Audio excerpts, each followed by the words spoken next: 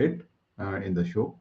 I would like to invite our next guest speaker, Bruno Acosta. So thank you, Bruno. Thank you very much for joining all the way. Okay, thank you very much. Thank you so Sorry, much. it took 10 minutes late because the whole program No delayed by problem. 10 minutes.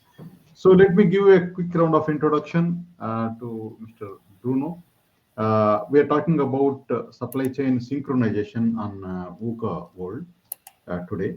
So Bruno Acosta is the CEO of SAPIX and globally recognized supply chain transformation advisor, holding elite credentials including DDLP, DDOP, DDPP, JONA, SCORP, CPIM, CSCP, and CLTD, and more.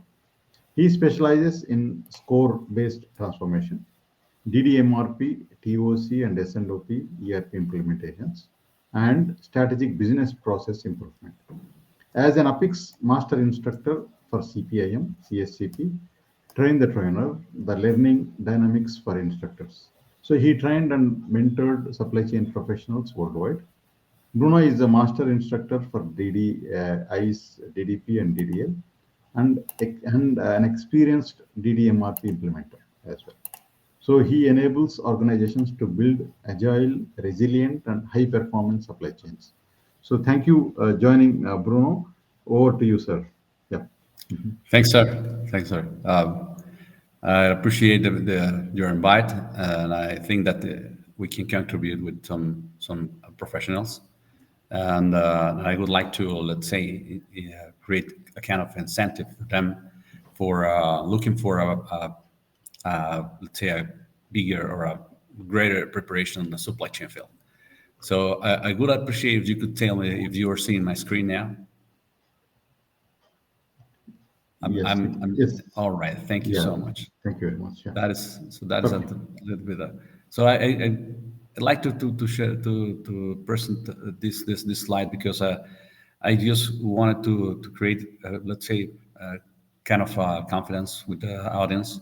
So I would like to invite them to not keep it only the knowledge that they have from, let's say, from universities, but there's a lot of knowledge down there outside in the market.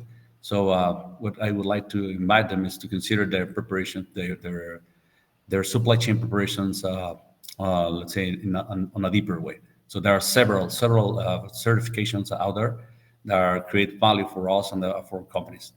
So that's what I would like to invite them to look for those certifications. Okay, so let's talk about what we are just discussed today. Mainly, I thought that one of the most important topics that we have to address is that for supply chain professionals that they have to, or they must understand that supply chains are non-linear systems. That is my main topic here, and I would like to besides this, for let's say expressing what a linear system is, I've also would like to share with them what a complex adaptive system is. Because we assume when we're trying, let's say, by looking for optimizations in the supply chain, we're looking for some special solutions, but never realize that we are not managing, let's say, linear systems. Supply chains are not linear systems. Supply chains are more like let's say, even not like chains, but more like webs.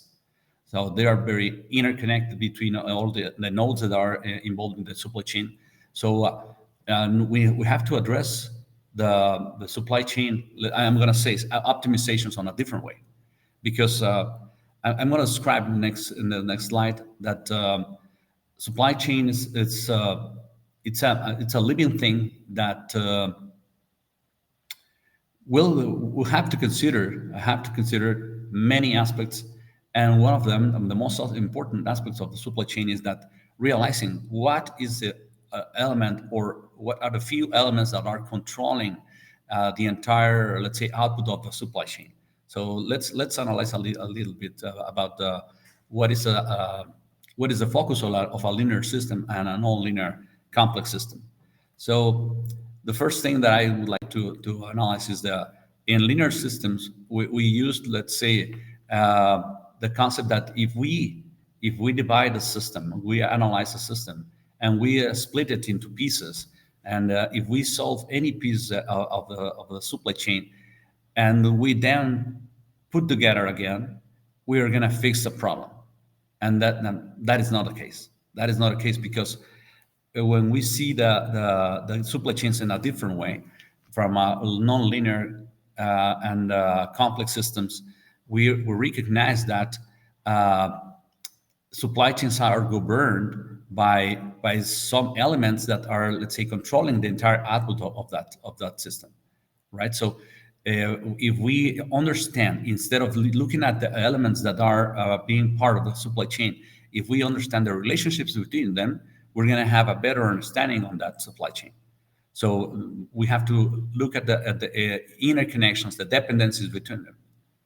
From a linear perspective, the predictability of the system is assuming from the beginning that they are stable and they are predictable, while the non-linear systems and complex adaptive systems assume that those are dynamic systems. They are living things that are behaving depending on some of the elements that they're built.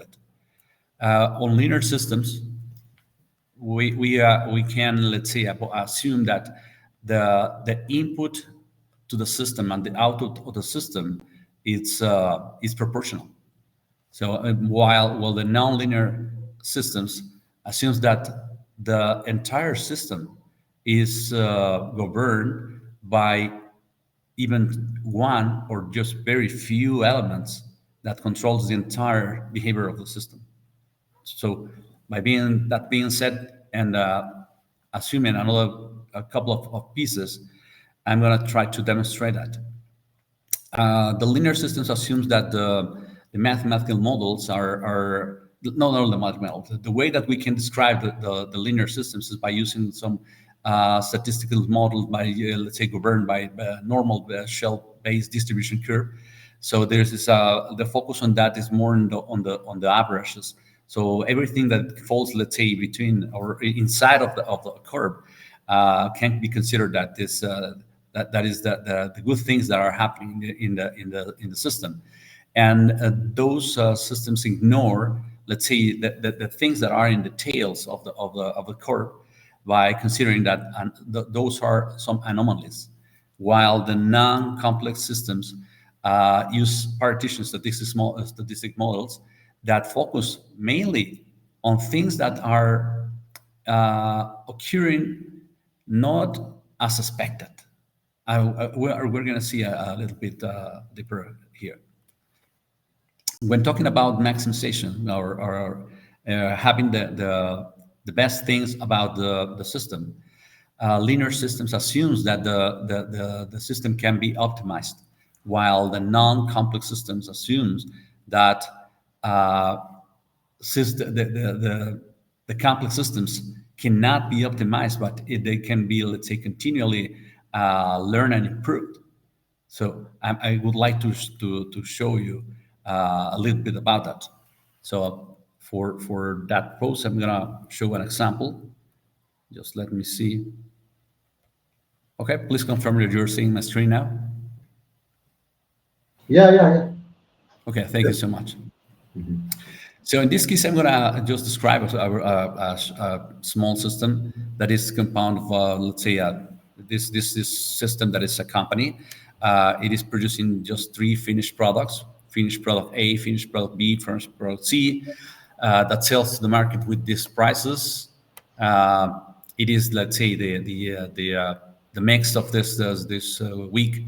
We can call it, for example, an MPS. This is the master production schedule for this week, and the mix for this is using, let's say, this, or asking for these specific numbers, right? So when trying to look, because one of the main questions that we may have is, what is the main purpose of our companies? What is the main purpose of our systems?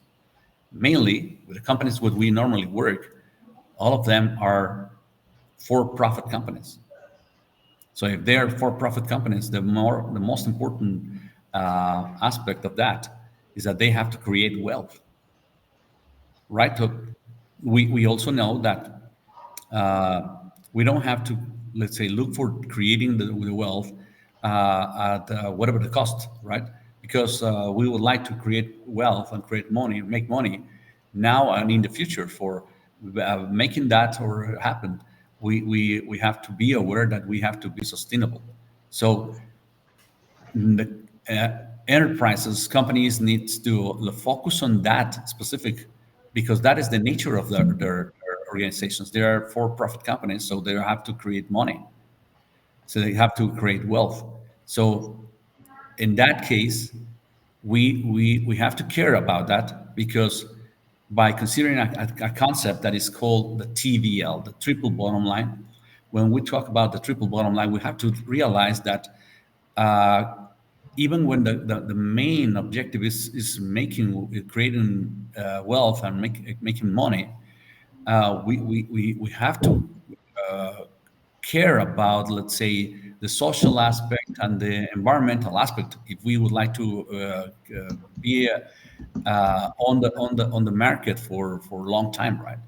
So by that being said, let's analyze this. If the company is willing to create money, so let's how they normally do the analysis for that. So in this case, what we have to do is just to, let's say, look at the price of the company, of the products, excuse me. We have to care about, let's say, our bill of materials. In this case, I'm going to just using just very flat bill of materials. So this product is using this set of raw materials in order to be built. The same for the finished product B and finished product C. So, and also I can calculate the cost by recognizing what is the unit price for every single raw material.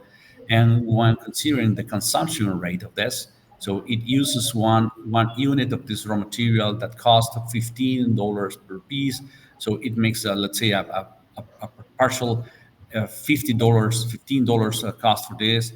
And if I realize the consumption of the rest of them, so I can calculate my cost, my materials cost. This is something that I would like to highlight, because normally when companies look for the calculation of the cost of a product, they use the cost accounting system that requires us to calculate not only the material cost but also the overhead and the labor. But I would like to put something here. From a, let's say, managerial system, we have to consider that the cost, the labor cost, and the overhead can be considered fixed cost. So for that, and that makes the difference between the managerial accountant against the traditional cost. That is something that is imposed for reporting externally. But for conducting some analysis, we recommend to do a different approach, or adopt a different approach that the managerial accounting provides. Right? Bruno, sorry, Yep. we are seeing the linear versus complex slide, right? Oh no, let me just. Can you just, I'm because that. Let I have, me try to. can you reshare Okay, it, let please, if me you don't just mind? reshare screen. So I'm sharing this. Okay, please do it. Can you confirm that you're seeing now my screen? It's coming up.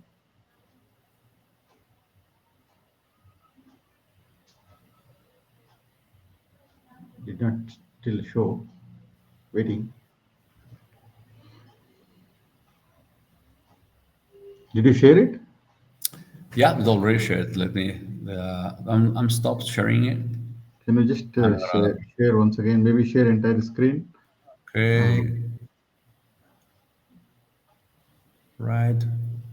Okay. There should be. Just click the share and then select the entire screen. Yep. Maybe Yep. select the I've window. done it.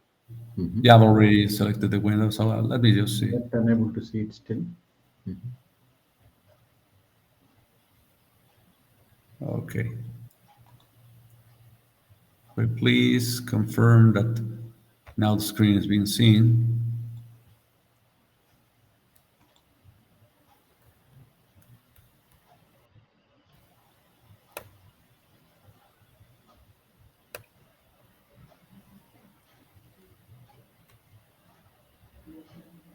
I don't know. I've already shared the screen. Yeah, okay. Yeah. Now it is. Yes. Yes. Yes. Yeah. Fantastic. All right. And now you can see the Excel file. Yeah. All right. That's it. So that's what I was saying, that we have, let's say, the prices for to the market to this for these three products. We also have, let's say, the actual demand for this product. So in this case, we can figure out and calculate what could be the, let's say, the maximum profit that this company can create for this week, right? So let's highlight some things. One of the biggest things related to the things that I was saying is, for example, companies assume that their capacity and the resources are infinite, while in the reality they are not. So one of the most important things that we have to realize is what are the elements that are impeding my organization, my company to create more wealth, to create more money. So in this case, we have to do some kind of validations. Let me just analyze this. If I just try to produce all the demand that I have to realize if there are some elements that are impeding my system to achieve its goal, right? So assuming that I will be able to produce everything, I would say, okay, our target for this week is for creating, let's say, $24 million or $24,175, right? But something that we have to care and realize is that there are some resources that are involved. I've already mentioned. In this case, I can say this finished product uses from its routing. It is using the elements that are highlighted here, and those are the, let's say, the units the units of time that they consume these resources. And by looking at the units that have to be run by this production line or these processes, I can realize how many how long time do I need for every single resource in order to build this product, right? Or these 120 pieces. So by looking at the mix of this company, I can realize how many how long time do I need from every single result for this week, and comparing against, let's say, the available time that is each of them has. I realize that I have a couple of resources that are overloaded, and if I don't have it, so I won't be able to achieve this number. So frequently companies uses this kind of calculations in order to realize, or for budgeting, or realizing if they will be able to achieve a goal, but without realizing that there are some elements that are impeding this objective. So by realizing this, I can say that there are a couple of processes that are overloaded that will not that goal. But also I realized here that I have a raw material that is also lacking, because it is loaded to a 242%. So let's see if I would like.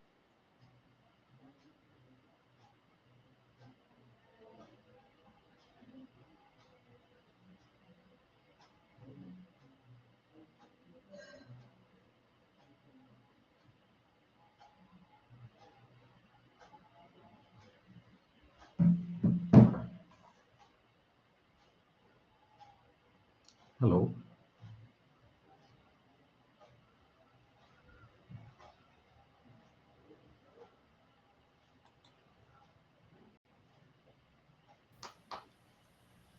Yeah, we missed you.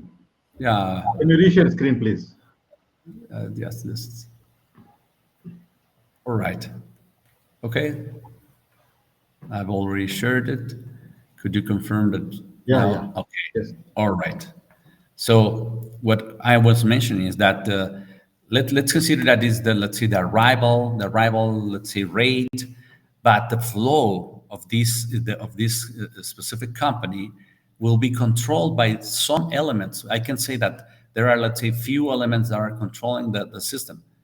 And I also mentioned that there will be only one. So in this case, I can realize that even when done, there are three elements that can be controlling the output or the outcome of this company. One of them is the one that is, let's say, more overloaded. So let's see if I would like to try, let's say, what would be the optimum of this system. I may just run, let's say, an optimization by trying to get as much as possible of this margin, right? This profit. So I will try to maximize this value by shifting these values, by constraining this, that those items, that mix couldn't be higher than the actual demand. But also I have to realize that the load required couldn't be, let's say, higher than the billable time. So I will run this by using a linear system optimization, and let's see what it would be the result.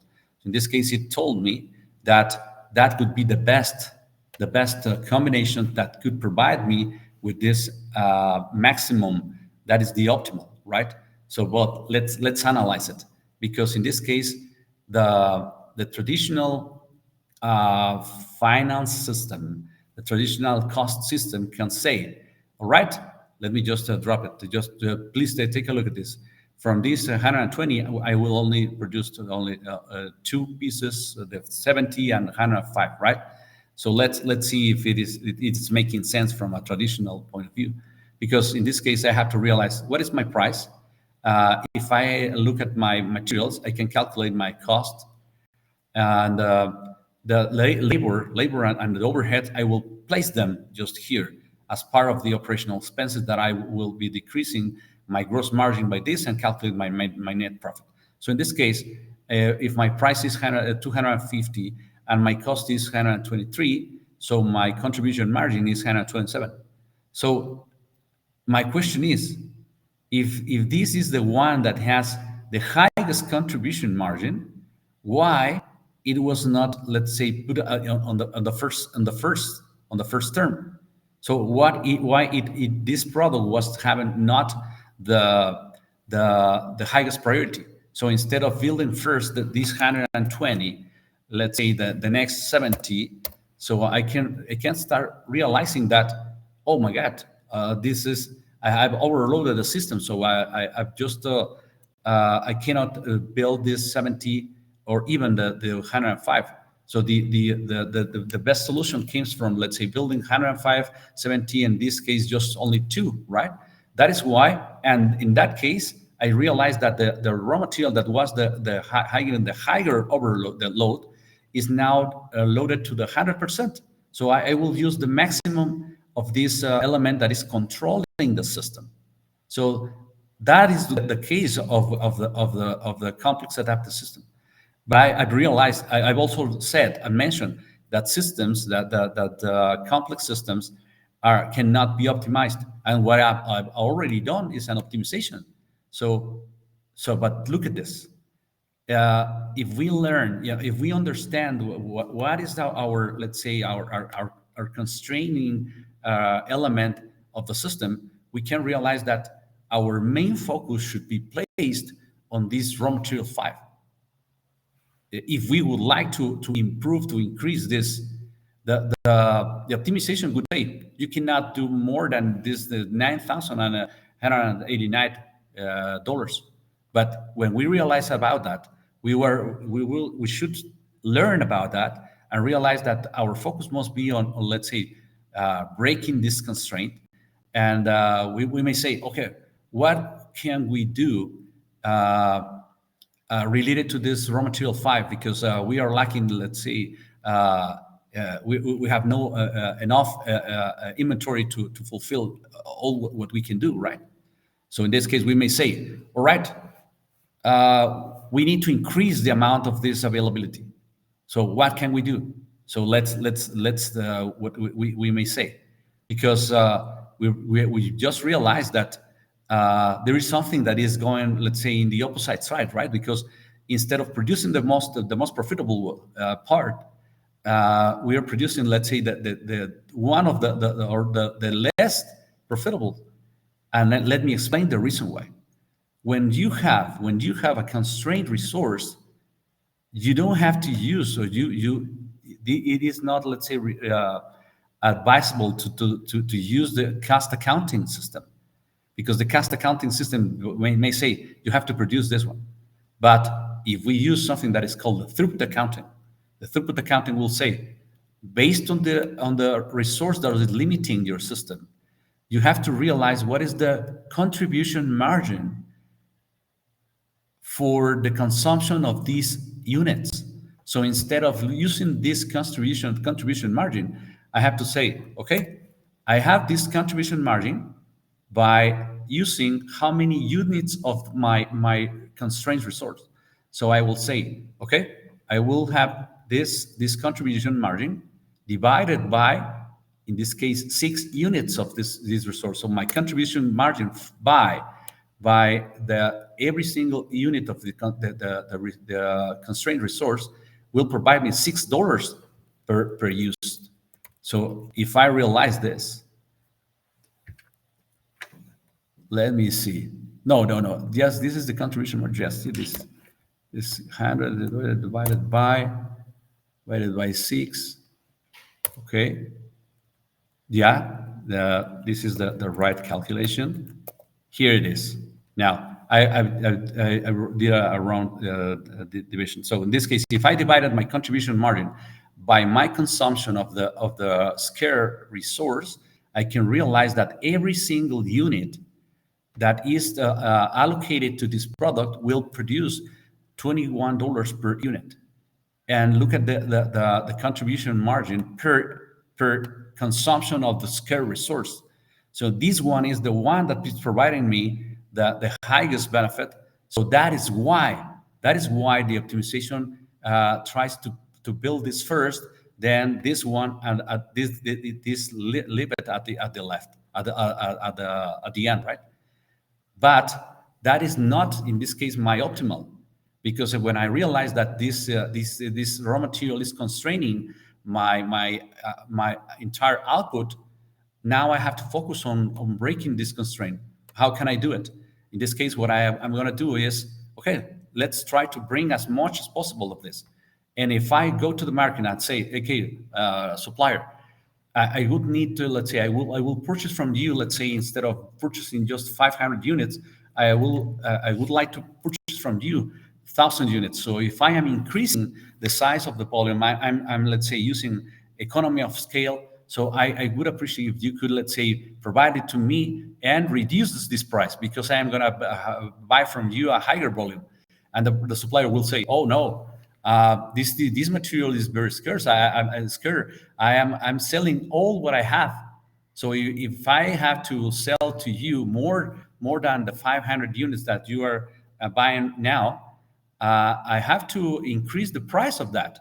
So I can't provide this 1,000, because in that case I have to take this from another customer that I have, and if I would like to give you, so that should be because I will sell it on a higher price. So let's say the supplier, what about this? The supplier says, if you purchase from me this material, instead of let's say in $10, I will sell it to you in $15 per unit, and I can sell you this 1,000 units. So maybe some people would say, oh no, I won't make it, because I cannot accept from you a 50% increase or even 100% increase, right? So let's see what the optimization can say. Now, if I do the calculation again, I can see that this focus solution now brings me from having a 9,000. Do you remember 9,000 to 14,000? So we almost, let's say, increase also the benefits close to, let's say, 50%. And now in this case, we realize that the mix has already changed. So the optimizations stay in that level, but the complex systems that understand the complexity of the system will try to learn and realize, even, for example, in this case, what about if the units that I am not able to produce? What if I, let's say, use a subcontractor that may build it for us? And someone can say, okay, let's see what would be the cost for doing that. So if I do this analysis and say, okay, there are some options in the market that can provide us with this benefit. So there are subcontractors that, in this case, there is a subcontractor for these items. So for the items that we were not able to produce, these 33 units or these 2 units, they may be produced by a subcontracting, and but this is the price for them. So it is much higher that my cost in this case is much higher than this. So, but since I am not able to produce it internally and I do it externally, I can realize that even with that, let's say the revenue and the cost of considering this producing this material outside of the company, I will increase my revenue by not my revenue, my benefits by 1,050 if I outsource these items that I were not able to produce internally, right? So now I have to add to this 14,000. So my last benefit will be this plus, excuse me, this plus this. So I will increase this to 15,000. That is what the complex adaptive system must do, instead of just keeping this recommendation, right? So let me just go back to my presentation. So let me introduce what the demand-driven adaptive enterprise model is. So this is three big elements that compose this demand-driven adaptive enterprise model. So we are seeing only Excel still. All right, let me just, okay, stop sharing, and I'm gonna share again the window that has the presentation. Please confirm that you are seeing now my screen. Yeah, yes. Wonderful. All right. So there are 3 elements that compose this demand-driven adaptive enterprise model. I would like to highlight that this is not, let's say, top to down.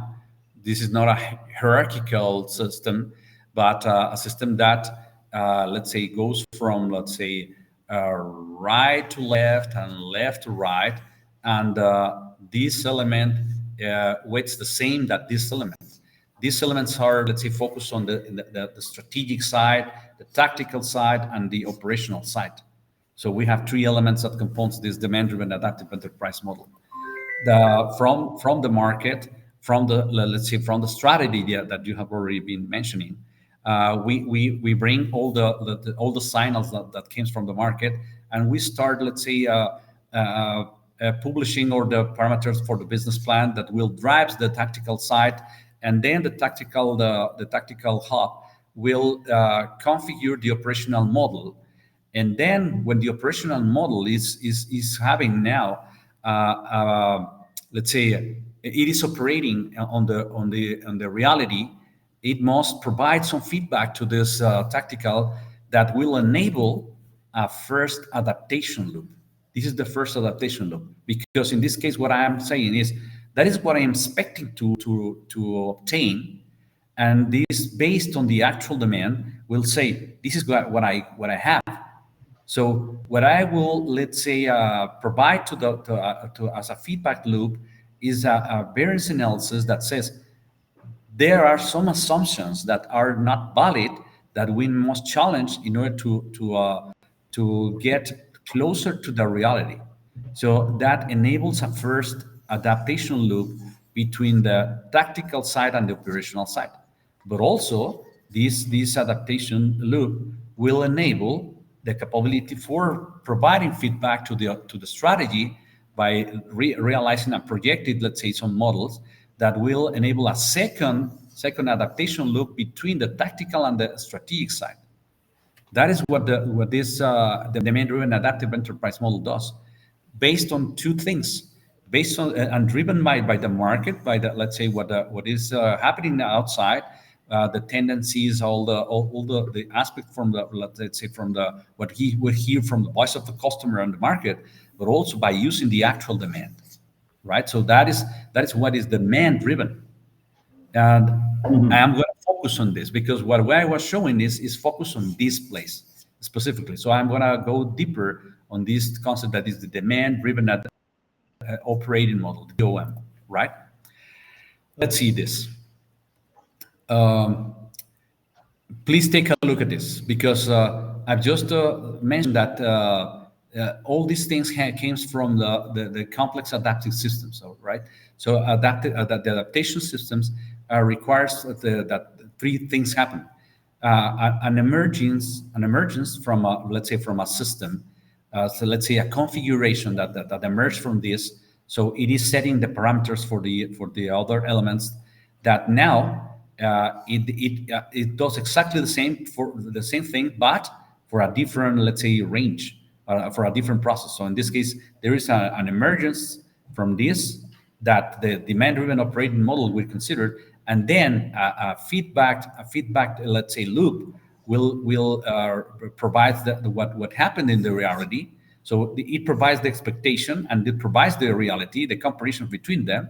So when we see that there are a couple of items, a couple of loops that provides the adaptation, we realize that is what we would like to create, an infinite loop that comes from the left, from the right to the left, and the left to the right.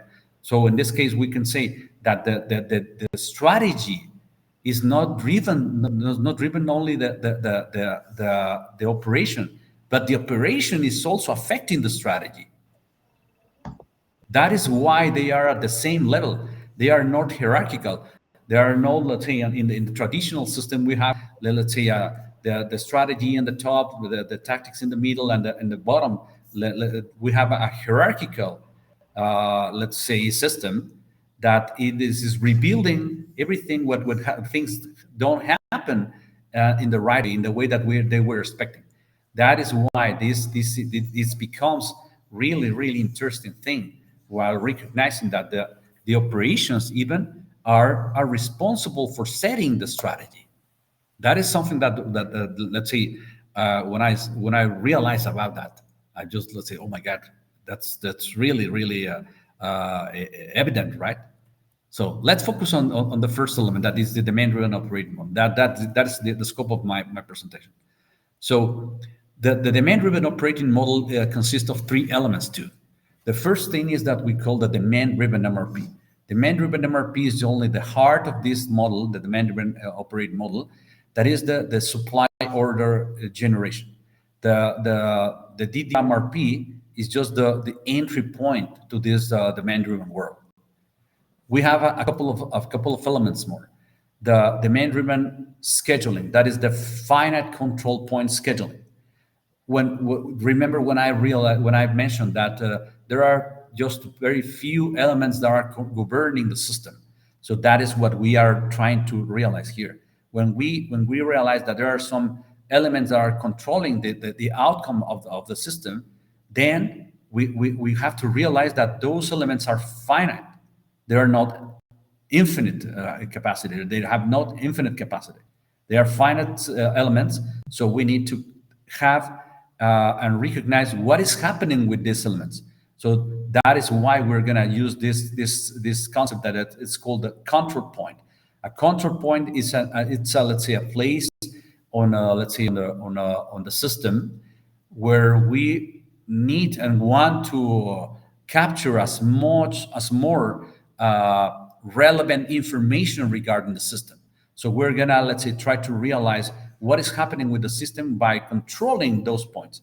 Some of let's say, if you are interested on that, some of those control points may be set up in the entry points, the exiting points, where the things converge, where diverge, and with those elements that are governing the systems. Those, let's say, drum. We call it drums. Those are let's say, the elements that govern the system, the bottlenecks, right?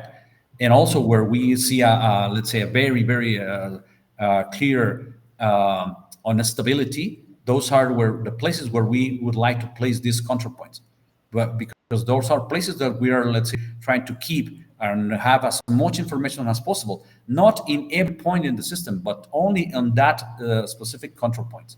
And then we're going to create finite schedules in order to make realistic expectations, right? Then the demand-driven execution is when we put everything in place, and we are going to be obtaining the result of all the plans. So we are going to be releasing orders. So this system will be releasing based on the actual demand. That is the main thing here. We don't use the system doesn't use the forecast for placing orders. This system can use the forecast, but not in the way that the traditional system does. We let's say we use the forecast, or we can't use use the forecast for sizing some, let's say, elements that I'm going to explain later, right? But we're going to size the let's say the investment that we need in the system. Let's say those are, let's say, inventories that we will need in order to maintain the stability of the system by looking at it and protecting with the use of something that is called buffers, buffer stocks. I'm going to explain a little bit, Eric. Now, based on the forecast and based on the history, based on the actual demand, we may size buffers. But the only thing that we will use for releasing orders is only actual demand, not the forecast, not in the way that laying the bill of materials, that explode the bill of materials. We're going to use something that is called the net flow equation. And the net flow equation will allow us to realize if we need to trigger a replenishment order or not, for even for raw materials, for purchasing items or distributed items, or if we need to, let's say, replace materials in our distribution system, we may also trigger some stock transfer orders. And for manufacturing items, we're going to release manufacturing orders, but we won't release the manufacturing orders directly to the execution before going to the finite capacity elements, right? So in this case, we're going to ask for a request date. Then we have to validate that this element, that this resource have the right capacity in order to fulfill that expectation. If not, it will say, okay, that is what you would like, but based on my load, based on the uses of these specific elements, that is what I can't promise to you, because maybe my capacity is, let's say, overload. So I have to do a finite scheduling and forward scheduling in order to provide you with a more realistic promise date, right? So now, based on that, and based on the orders that we have already released to the purchase for purchase orders or stock transfer orders, then we're gonna, let's say, be now providing feedback against the situation of these orders. And with the manufacturers that have already gone through these elements for finite capacity loading, then we're gonna release to the execution, and then we're gonna expect to receive some feedback from them, right, about the progression. And once that we have already executed, we that previously, remember, previously we went from a pre-configuration to this all these elements that came from the tactical side. From the tactical element, that is the demand-driven SNOP, we will do a configuration of the stock items and for the capacity, right? And for doing that, we will use three things. Three things that are, let's say, the ones that will provide us with more realistic programs that are mainly, let's say, three kind of protections. We will use stock buffers. We will use also capacity buffers, and also for protecting our schedules, we will use in the execution also the time buffers. So these three types of buffers will be used in order to protect our operational model, right? And two different, let's say, strategic points. The first strategic point is what we call the decoupling point. The decoupling points are places in the bill of materials where inventory needs to be always there. That is let's say a decoupling point. The decoupling point will allow us to define our lead time to our customers and the size of the investment that we need in order to maintain.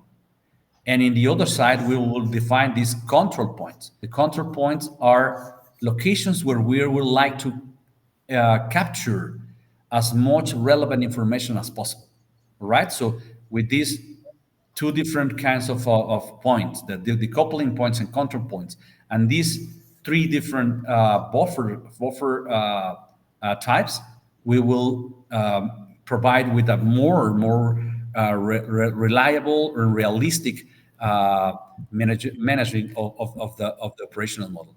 All right. Fantastic. So, and when things are not happening in the way that we are expecting, we have to provide this feedback from this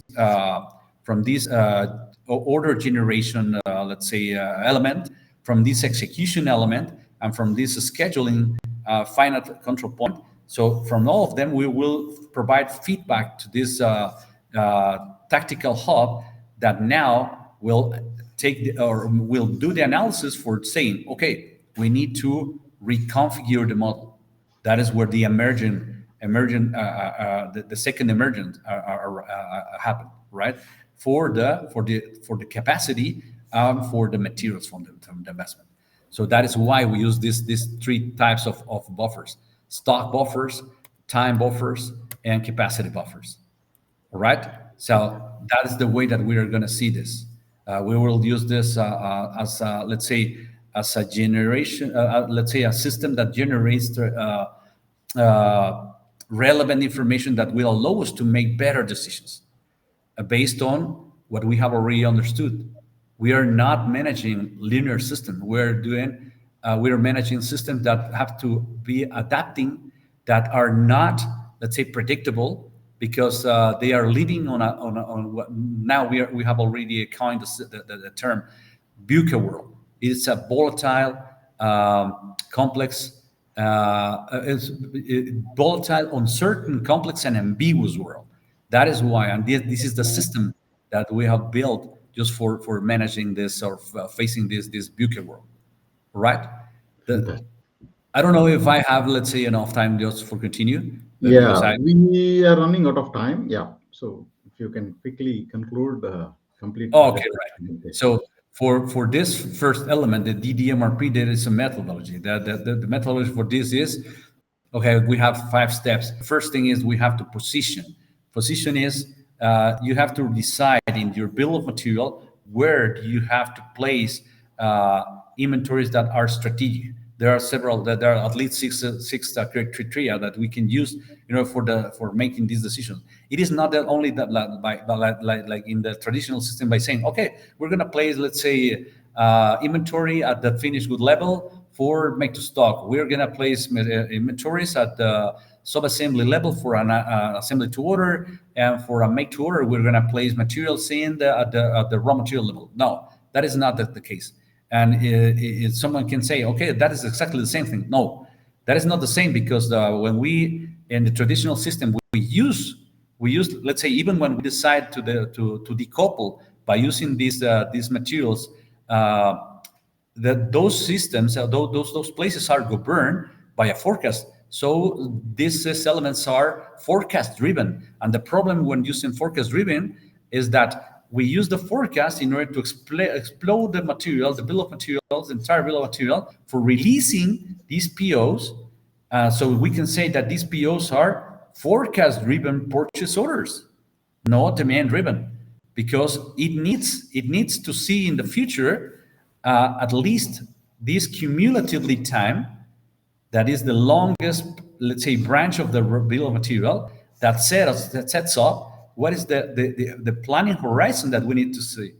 But when we place these let's say, strategic elements, strategic buffers, stock buffers, now we are reducing, because the availability of these materials are in place. So we don't have to wait for these materials to arrive, because they are there. So in this case, when we see that these elements that are never, let's say, out of stock because they are considered strategic position, what we can see is that we reduce our, let's say, cumulative lead time from, let's say, in this case, 98 days, we reduce it to 3 days. So instead of looking into the future for, let's say, 98 days, I can only, with this, I can only see in the next 3 days. So I can use my let's say, demand time fence, so I can use my actual demand, my sales order, just for building this material that is what the customer is willing to wait for, right? So my planning horizons are being reduced, but also the variability that is, let's say, entering to the system is also being decreased, because the piece that is here, let's say in 98 days ahead, it's much more, let's say, unpredictable, more variable. And what is, let's say, inside of this frozen zone, or what we are seeing, the sales orders, it is, let's say, more realistic, right? So the problem with that we use in the forecast is what, when we release a PO 98 days ahead. So what will happen is that I released it 98 days ago. That's what we do receive 98 days, 90 days later, right? But what about the forecast? Maybe at the first time we saw the forecast a very high, but the forecast can be decreased or increased. So 98 days later, my actual demand could be higher or lower. So, but what I ordered remains the same. It doesn't change with the time, right? So what we are going to see is that when we place orders based on this and forecast, and based on this cumulative lead time, we will have, let's say, this reception with this demand. So it led us to the side of the excess, or when we release an order with this and the actual demand was this, so it will take us to the stock out, or with lead us with a very few inventory. So when placing orders based on the forecast, we are going to face something that is called the bimodal distribution. So we will have several items, a lot of items that are even in obsolescence or in excess, a lot of items that will be in stock out or with very few inventory, and very few items will be on the optimal range. And the only thing that will be, let's say, the reason why we may be achieving this optimal range is because the forecast never change. And that is a fallacy, right? This is not true. So what we would like to be is just in this side. So when using these elements, the time buffers that will be able to absorb the variability in the process. So even when we have already scheduled a limited resource, limited capacity resource, even when there is variability in the process, but these buffers, the time buffers, are, let's say, protecting these control points, these elements that are, let's say, the ones that are defining the outcome of the system.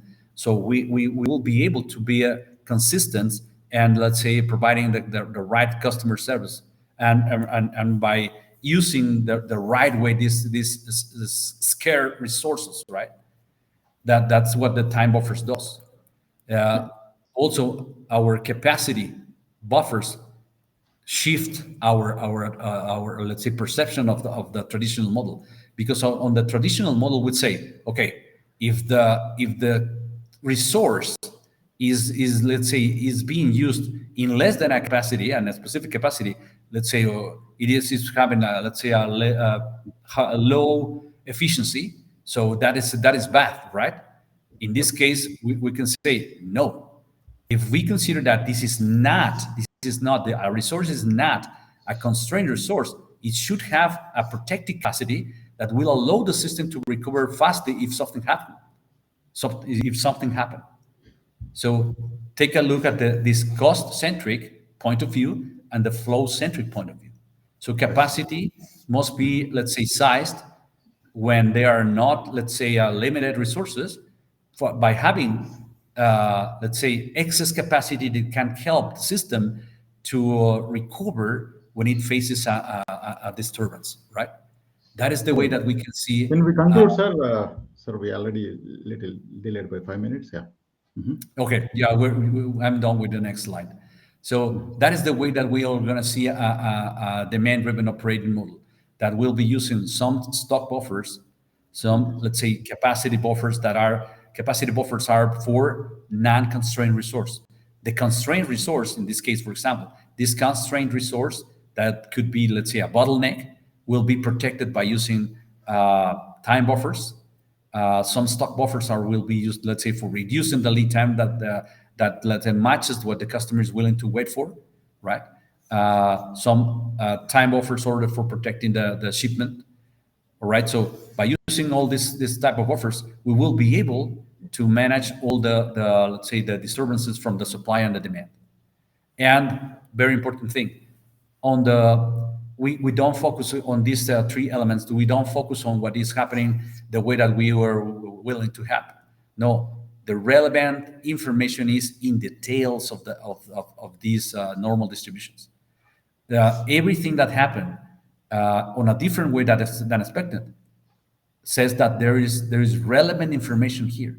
There is relevant information in the tails. So when an order is arriving, let's say close to the dark red or the red, we need to do it. We need to know what was the reason why, what are the root cause. If something is, let's say, arriving earlier, why? Why is something arriving earlier? If you are releasing the order, let's say, or the times are wrong.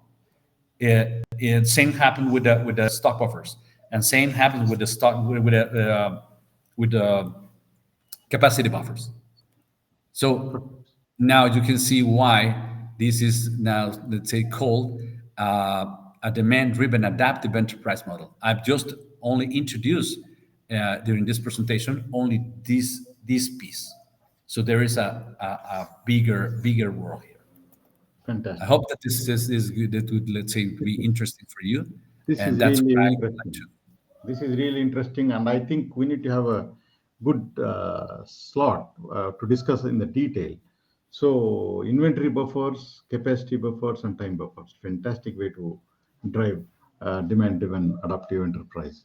So, thank you, Bruno. You're I very know welcome. we are a little late, and our next expert speaker is waiting. Okay, Thank you so so much. we would like to discuss more offline. And also, ladies and gentlemen, give a big round of applause to Mr. Bruno for a fantastic lecture. And if there is any question, please post it, and we will make sure that we get your questions answered. So, thank you very much, Bruno. Thank you very much.